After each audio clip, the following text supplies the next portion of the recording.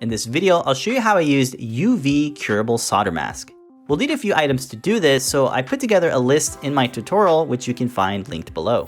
The first thing I needed to do was to make a solder mask template. This is basically a piece of transparent film that has artwork for the pads and/or vias. I printed this on an inkjet printer, but you could easily DIY your own with a simple Sharpie. I think this works best for simple PCBs like mine, but for complex designs, you'll probably want to print your own artwork. Once cleaned, place it down on a blank piece of film.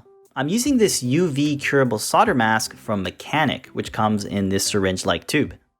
It's easy to dispense onto the PCB, but how much to use will depend on the size of your PCB. Once on the PCB, place a blank piece of film on top of the resin and lightly press down. I found a piece of acrylic works really well for evenly spreading the resin across the PCB. To get the corners, I used a squeegee to spread the resin. You want to get rid of any air bubbles. You don't want to press too hard or you'll make the resin too thin. It can be used to expose the resin. This one has a lot of UV LEDs. To properly expose the resin, you'll need to find the right balance of exposure time. After a few trials and tribulations, I found 10 seconds works really well with the right amount of resin. Any longer than that, and that could result in an overexposed solder mask. Once I got decent exposure, I submerged the PCB in a tray filled with alcohol, and this helps loosen up the unexposed resin. I needed to agitate the PCB and rub off the unexposed resin using a brush and some paper towels. After a good cleaning, we can see the exposed copper pads.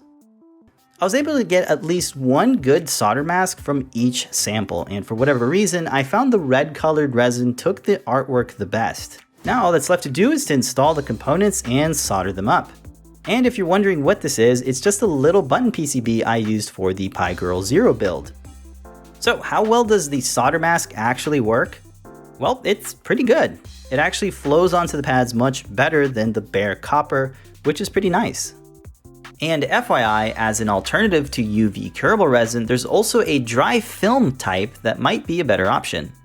Hey, if you guys have any tips and tricks, please let me know down in the comments. It'll help me out and other people too.